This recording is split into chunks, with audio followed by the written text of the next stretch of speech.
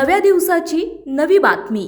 राज्याचे उपमुख्यमंत्री आणि पुण्याचे पालकमंत्री अजित पवार यांचा विमान अपघातात दुर्दैवी मृत्यू झाला। त्यानंतर त्यांच्या जागी राज्याचे उपमुख्यमंत्री म्हणून अजित पवार यांच्या पत्नी सुनेत्रा पवार यांनी उपमुख्यमंत्री म्हणून शपथ घेतली।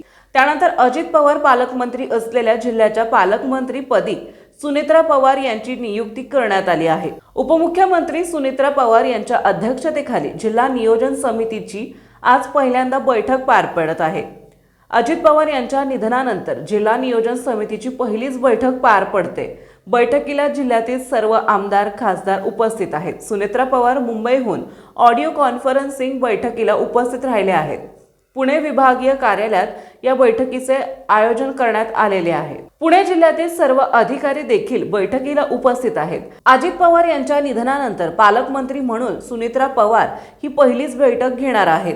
पुणे जिल्हा नियोजन समिती बैठकीला उपस्थित असणारे नेते उपमुख्यमंत्री सुनेत्रा पवार, चंद्रकांत पाटील, अमोल कोल्हे, सुप्रिया सुळे, निलीम गोरे, दत्तात्रय भरणे, माधुरी मिसाळ, आमदार सुनील शेळके, राहुल कुल, शंकर मांडेकर, राज्याचे उपमुख्यमंत्री आणि पुण्याच्या पालकमंत्री सुनेत्रा पवार यांच्या अध्यक्षतेखाली जिल्हा नियोजन समितीची पहिली बैठक गुरुवारी पार पडली। या बैठकीत डीपीसीच्या गेल्या वर्षभरातील कामकाजाचा आढावा आणि 2026-27 या वर्षाचा आराखडा तयार करून निधीची मागणी केली जाणार आहे। आतापर्यंत उपमुख्यमंत्री आणि पालकमंत्री अजित पवार हे डीसीपीचा आराखडा तयार करून राज्याचे अर्थमंत्री म्हणून निधी मंजूर करताना राष्ट्रवादी काँग्रेस पक्षांच्या आमदारांना काही प्रमाणात झुकते माप देत होते। मात्र आता अर्थ खाते हे मुख्यमंत्री फडणवीस यांच्याकडे असल्याने ते अजित पवारांच्या राष्ट्रवादीच्या लोकप्रतिनिधींना मुबलक निधी देणार का याबाबत चर्चा सुरू आहेत।